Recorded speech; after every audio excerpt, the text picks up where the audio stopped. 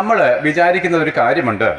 നമ്മൾ ഓരോ മതത്തിലും ഓരോ ജാതിയിലും ജനിച്ച് ഈ ഭൂമിയിൽ ഉപജീവന മാർഗത്തിന് വേണ്ടി പല പല പ്രവൃത്തികളെയും ചെയ്ത് നമ്മൾ നല്ലൊരു വീട് ഉണ്ടാക്കുന്നു, നമ്മുടെ കുഞ്ഞുങ്ങളെ നമ്മൾ പഠിപ്പിക്കുന്നു, ഈ ഭൂമിയിൽ നമ്മൾ നല്ല ബിസിനസ്സുകൾ ചെയ്യുന്നു, അല്ലെങ്കിൽ മറ്റ് ജോലികൾ ചെയ്യുന്നു, ഓട്ടോറിക്ഷ ഓടിക്കുന്നു, കട നടത്തുന്നു, അല്ലെങ്കിൽ മീൻ വിൽപ്പന നടത്തുന്നു, ഇത്യാദി കാര്യങ്ങളൊക്കെ ചെയ്തിട്ട് നമ്മൾ ഒരു ദിവസം മരിക്കുകയാണ്.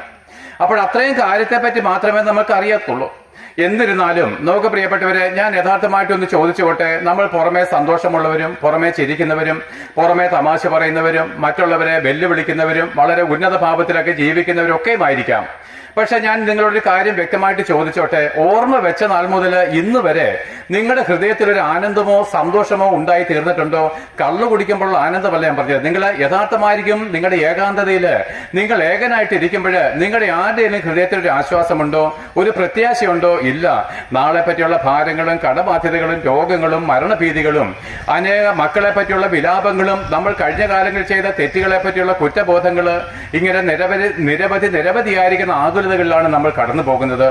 എങ്കിലും നമ്മൾ തെരുവോരങ്ങളിൽ ഇറങ്ങുമ്പോൾ പലപ്പോഴും ഉന്നത ഭാവമാണ് കാണിക്കാറ്. ഒരുപക്ഷെ ഞങ്ങളെപ്പോലുള്ള ഉപദേശിമാര് പ്രസംഗിക്കുമ്പോൾ തന്നെ പലർക്കും അതിഷ്ടമല്ല. എന്നാൽ ഉപദേശിമാരെ കൊണ്ട് ആർക്കെങ്കിലും ഒരു നഷ്ടമുണ്ടായിട്ടുണ്ടോ? ഇല്ല, ലാഭം മാത്രമേ ഉണ്ടായിട്ടുള്ളൂ.